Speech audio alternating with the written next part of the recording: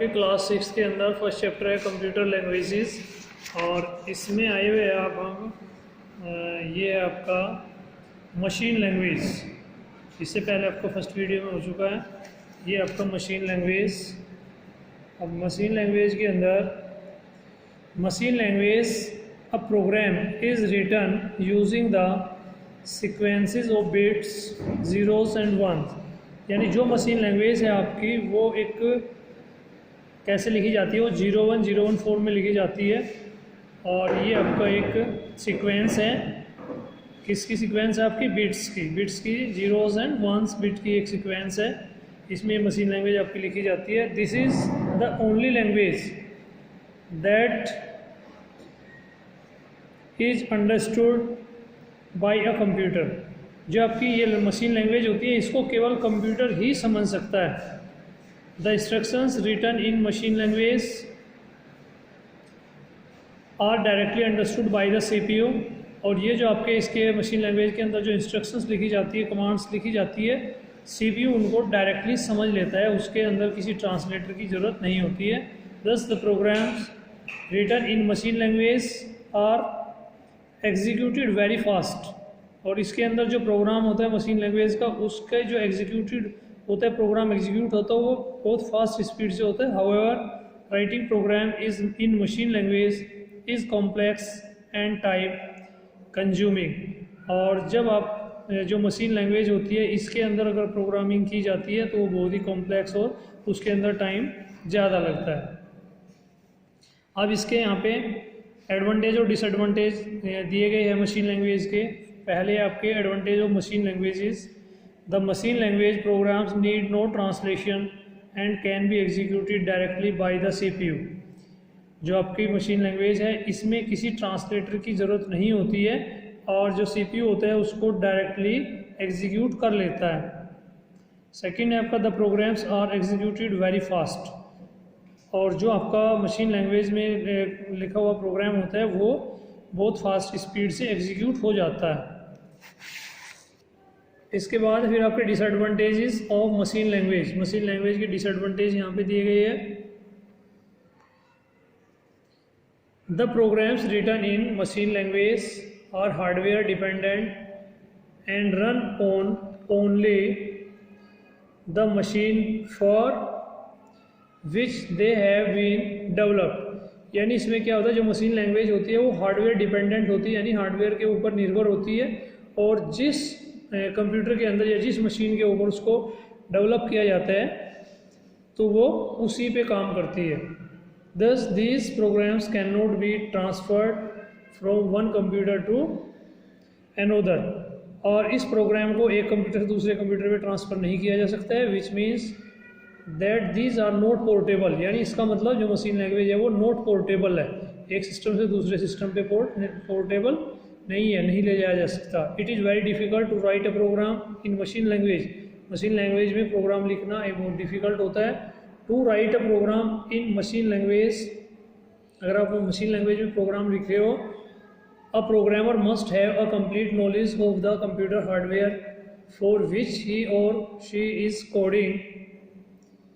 यानी मतलब जो भी इसके अंदर प्रोग्रामर होता है उसको कंप्लीट नॉलेज होनी चाहिए आपकी हार्डवेयर और कोडिंग की। As programs written in machine language involve sequence of zeros and ones is very difficult to find and fix errors in these programs. और ये आपकी जो कोडिंग है वो 0101 फॉर्म में लिखी जाती है, और उसके अंदर अगर कोई एरर आ जाता है तो उसे ढूंढना या उसे दूर करना उसमें प्रॉब्लम होती है। यानी very difficult to find and fix errors. Error को ढूंढना, उसे सही करना प्रोग्राम के अंदर बहुत डिफ़िकल्ट होता है। The process of finding and fixing errors is known as diffusing. यानी एरर को ढूंढना और उसे सही करना, ये क्या कहलाता है आपका? डिफ्यूजिंग कहलाता है। अब इसके बाद है आपका नेक्स्ट लैंग्वेज है आपकी असेंबली लैंग्वेज। नेक्स्ट है आपकी assembly language. Assembly language was introduced to help programmer write commands in a language much closer to natural language English. यानी इसके अंदर असेंबली लैंग्वेज के अंदर क्या होता है, आपकी कमांड्स लिखी जाती है और ये आपके नेचुरल लैंग्वेज होती है जो इंग्लिश है आपकी, to be specific. It is written using specific word known as mnemonics. For examples MOV is use for the command of to move data, यानी मूव कमांड की जगह आपको यहाँ पे शॉर्ट में MOV यहाँ पे कमांड यूज़ किया जाता है। ऐड है आपका वो एडिशन के लिए, सब आपका सब्सट्रैक्शन के लिए, यानी उसके शॉर्ट यहाँ पे कमांड यूज़ किए जाते हैं। तो ये लैंग्वेज आपकी इस तरह की होती है, सिंपल इंग्लिश लैंग्वेज होती है। Assembly language programs are not directly understood by the computer, और जो असेंबली लैंग्वेज के प्रोग्राम होते हैं वो उसको जो है कंप्यूटर डायरेक्टली नहीं समझ सकता है। So they must be first converted into a machine code, और उसके लिए असेंबली लैंग्वेज को मशीन कोड में कन्वर्ट करने के लिए यहाँ पे कन्वर्टर की ज़रूरत होती है, यानी ट्रांसलेटर की ज़रूरत होती है।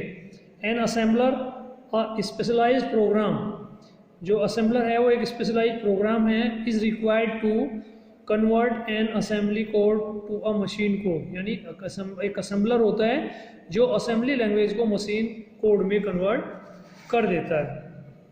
अब इसके आपके advantage of assembly language, assembly language programs are closer to human language than machine, यानी मशीन लैंग्वेज के मुकाबले जो आपकी असेंबली लैंग्वेज होती है वो नॉर्मल लैंग्वेज होती है, यानी आदमी उसको आराम से समझ सकता है, उसके जैसी ही होती है। These programs are easier to write than machine code, और इसको आराम से लिखा भी जा सकता है, दैन मशीन कोड के मुकाबले इसको आराम से लिखा जा सकता है।